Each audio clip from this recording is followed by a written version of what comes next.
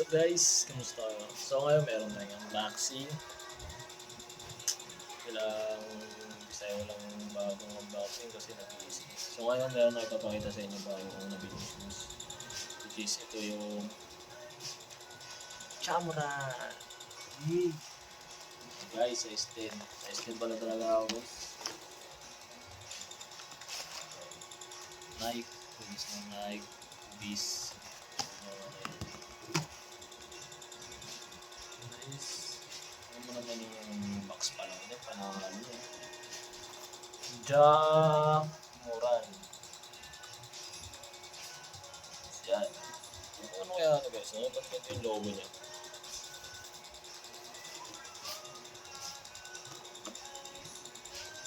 Simple lang siya. Tapos yung loob niya, pag binuksan mo siya, ganyan lang siya agad. Yan. Tapos yung resibo, parang ito, tubis. Ayun namin siya guys. Yung patila din mo.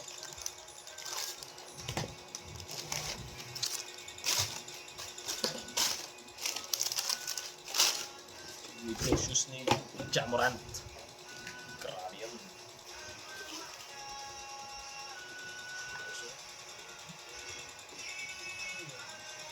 Ito yung shoes. Ayan yung shoes. Ayan yung ilalim. Yung sole pad niya. Nakadikit ata ito. Parang nakadikit nga guys sa sole pad. Tintang niya. Mismatch. Kulay violet yung isa. Yung isa dito. Nakikita nyo yan. Yung pagkalagay ng siya ay signature niya. Well, excuse me. Tapos yung Nike niya. Yung Nike niya guys, makikita nyo meron niya parang ibang kulay. Parang meron siya ibang kulay. Parang naaluan. Ayan. Parang siyang naaluan. Ayan. Tapos yung dito niya, makikita nyo. May nakasulat din dyan na Kaari. Makikita nyo yun. Yan, makikita mo guys. Kaari. Yung pangalan doon ng anak ni Jamoran. Yan. Dito niya guys, maganda. Yung sa angkit, sobrang kapal.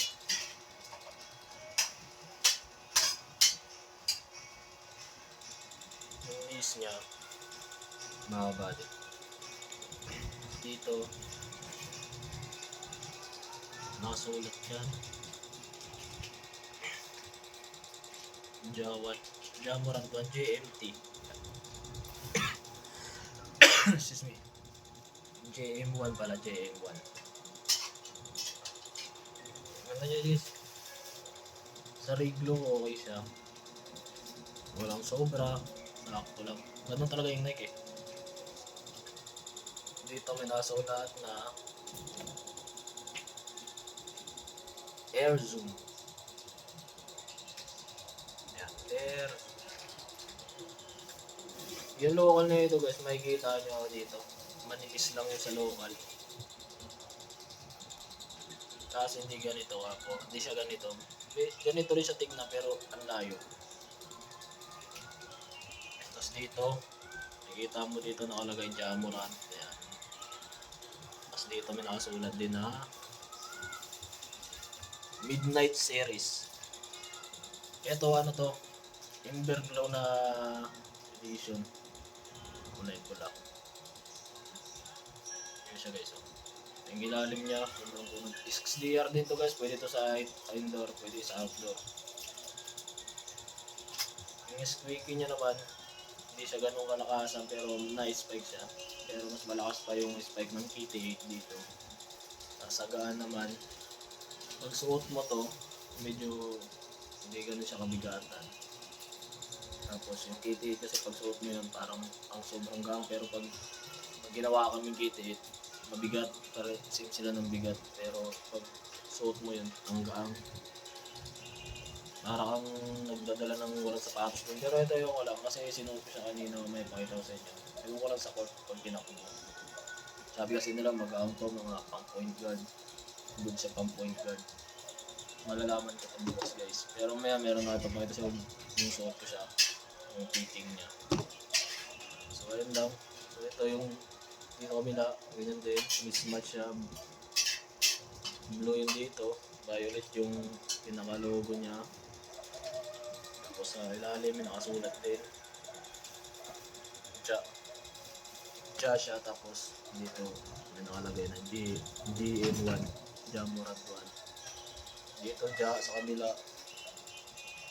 12. Sa kabila guys.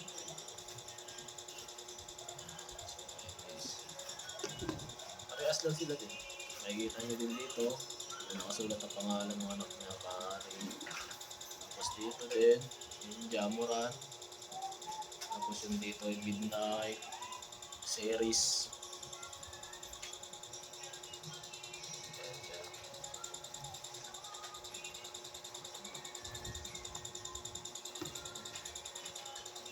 Dito din makikita nyo yan. Yung pangalan na yan. Tapos yung like nila dito na ayan Erzum. Galing. Punot yung guys may logo niyan. Yan siya. Yung like niya talaga is ayan, parang may violet, parang namansyahan siya, pero ganyan talaga siya. Ganda nung dito niya guys. Ayan lang siya. Ayan. Yes. Okay guys. Ganda siya. True to size to guys para sa akin. Kasi size 10 ako dito. Siguro kung nag 10.5 ako rin sobrang haba na sobrang laki. So ito okay lang to siya. True to size kayo dito guys. Kasi tropa ko dito. Nag true to size din siya. Size 8. Kasi nag 8.5 siya. Ang haba daw sa kanya. Nag size 8 siya. So ako nag true to size din ako. So ayun. Yun lang siya guys. So, maganda naman. Okay naman siya.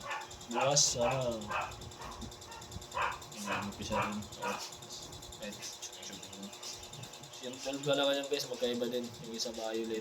Yung isa blue. Yun din yung pinakaiba nila dito. Kasi dito blue. Ito violet. Ay di parehas pala. Violet dito. Ganda lang dito din yung guys. Malambot. Para siyang speed 9 na premium dito niya.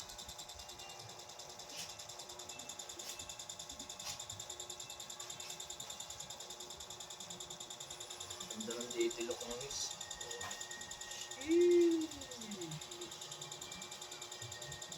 So hanggang dito lang guys. So palike and follow yung show ng videos natin para kumalat at marami na tayong unboxing. Peace out. Thank you.